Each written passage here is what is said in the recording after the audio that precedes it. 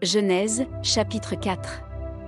Adam connut Ève, sa femme, elle conçut, et enfanta Caïn et elle dit, « J'ai formé un homme avec l'aide de l'Éternel. » Elle enfanta encore son frère Abel.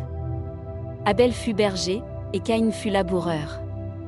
Au bout de quelque temps, Caïn fit à l'Éternel une offrande des fruits de la terre, et Abel, de son côté, en fit une des premiers-nés de son troupeau et de leur graisse. L'Éternel porta un regard favorable sur Abel et sur son offrande, mais il ne porta pas un regard favorable sur Caïn et sur son offrande. Caïn fut très irrité, et son visage fut abattu. Et l'Éternel dit à Caïn, « Pourquoi es-tu irrité, et pourquoi ton visage est-il abattu? Certainement, si tu agis bien, tu relèveras ton visage, et si tu agis mal, le péché se couche à la porte, et ses désirs se portent vers toi, mais toi, domine sur lui. » Cependant, Caïn adressa la parole à son frère Abel, mais, comme ils étaient dans les champs, Caïn se jeta sur son frère Abel, et le tua. L'Éternel dit à Caïn, « Où est ton frère Abel » Il répondit, « Je ne sais pas, suis-je le gardien de mon frère » Et Dieu dit, « Que as-tu fait » La voix du sang de ton frère crie de la terre jusqu'à moi. Maintenant, tu seras maudit de la terre qui a ouvert sa bouche pour recevoir de ta main le sang de ton frère. Quand tu cultiveras le sol, il ne te donnera plus sa richesse. Tu seras errant et vagabond sur la terre. Caïn dit à l'Éternel, « Mon châtiment est trop grand pour être supporté.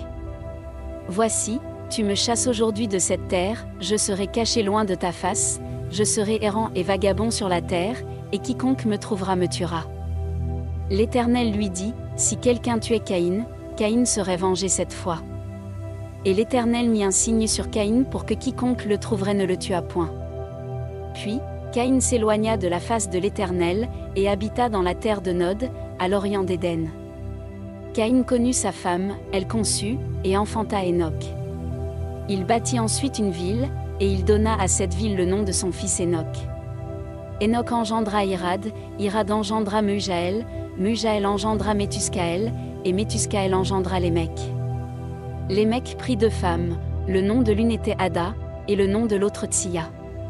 Ada enfanta Jabal, il fut le père de ceux qui habitent sous des tentes et près des troupeaux. Le nom de son frère était Jubal, il fut le père de tous ceux qui jouent de la harpe et du chalumeau.